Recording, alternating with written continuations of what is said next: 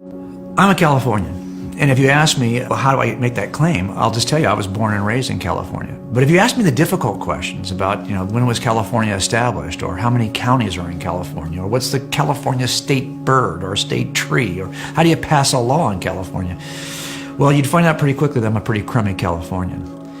I think at times in the church, those of us who call ourselves Christians are kind of Christians the way I'm a Californian. We were born and raised here, and you couldn't deny the fact we are Christians, but don't ask us too many important questions.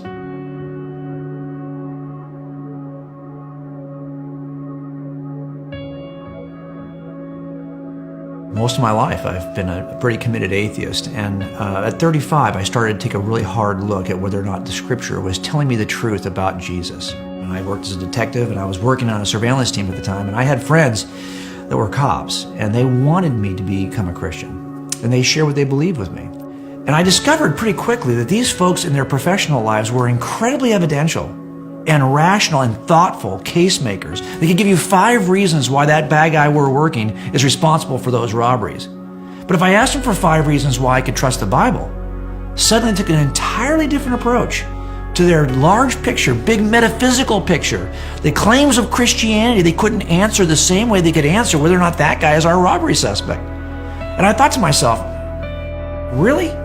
You want me as an atheist to jump from this kind of rational view of the world where I can make cases evidentially into a way of living in which I can't even use evidence? I don't even think of things that way anymore? I can't do it. I can't turn my brain off in order to join you.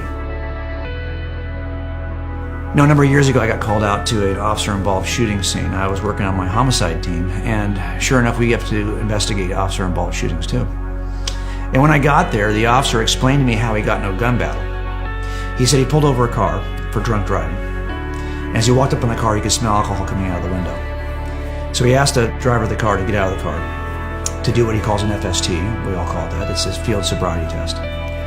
And as soon as the gentleman got out of the car, he wanted to conduct a routine pat-down search before he started the FST, just to make sure this guy's not carrying any weapons. But this guy was carrying a weapon. As a matter of fact, he had a .45 caliber handgun in his waistband underneath his shirt. This guy had just been released from jail for an assault. Now, as a parolee, he had a gun in his waistband. The officer, not knowing this, told him to turn around and face away from him so he could start the pat-down. The suspect in this case decided to make a decision.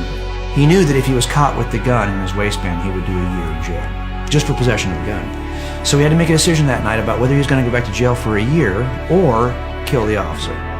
So he turned around after facing away from the officer and turned around and faced the officer, only about maybe 5 feet apart, and he pointed his handgun directly at the officer. The officer was completely off guard. As a matter of fact, he didn't even have his own hand on his gun, as now he's facing down the barrel of the suspect's gun.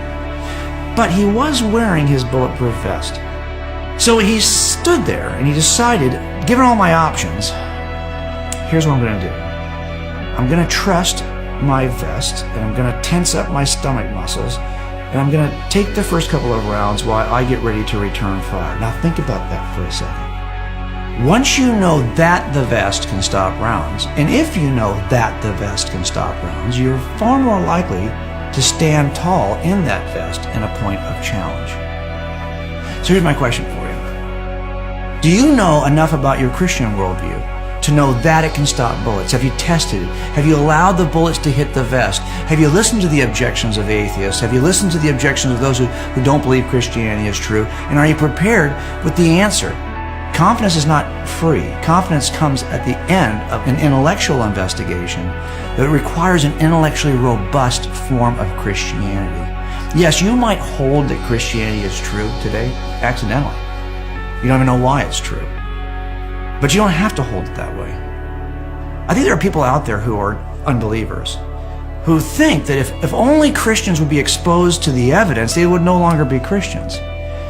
What if that's wrong?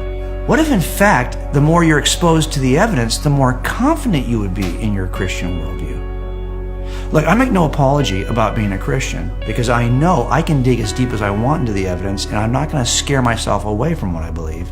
I'm going to become more certain of what I believe. Don't be afraid to dig deep into the evidence because you'll have the same kind of confidence as a result of that investigation.